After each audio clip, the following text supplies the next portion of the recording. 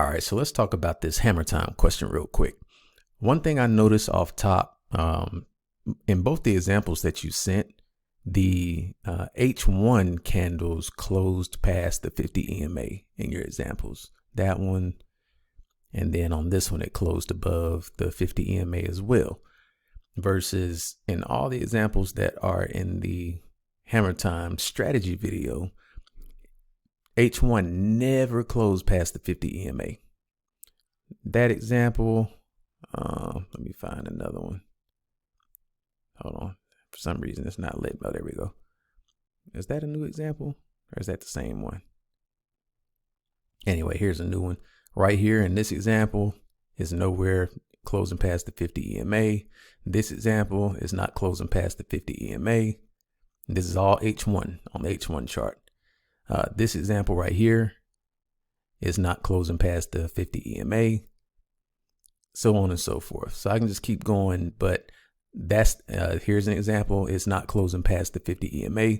So all that to say, on the H1 chart specifically, it's not going to close past the 50 EMA before making the hammer time candle. So this situation and the other one up here, I would say are not hammer time. I mean, I can add that rule. It's not one that I hadn't thought about it that way. I just looked at it like it's going to be a mild pullback, pretty much. Like the pullback's not going to be that far. And I guess by saying the pullback's not going to be that far, then that kind of correlates with it's not going to reach the 50 EMA or close past the 50 EMA rather. So I would just add that on to the rules. If you want to do it that way, if you want to look at it like that, H1 ain't gonna close past the 50 EMA before the hammer time candle, and that I think that'll help clear up some of the setups that you're looking at. And actually, now that I think about it, if you go to the 15-minute chart on what's this, GBP CAD?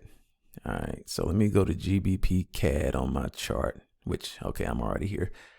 If I go to the 15-minute time frame, price went way above the purple. Remember, I'm just trying to enter above, like if I'm selling, I'm trying to enter above the 50 EMA. Yes.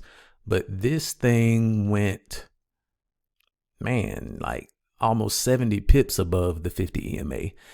And none of the hammer time setups that I took, like this is the one from yesterday, none of those go past the 144 EMA on the 15-minute chart.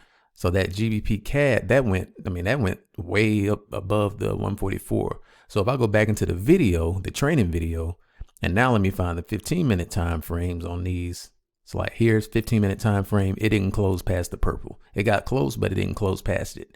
Like it's kind of hugging that 50 EMA to a degree on the 15-minute time frame. This example, hugging that 50 EMA, nowhere near the purple on that one. 15-minute time frame is not closing past the purple. So on and so forth.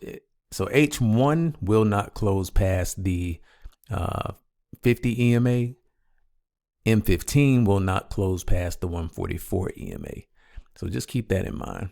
And the other thing is, like, I'm not saying these won't work out. I'm not saying that the trades that you are questioning, like GBP CAD, very well may continue down. What was this first one? EuroCAD may very well continue down.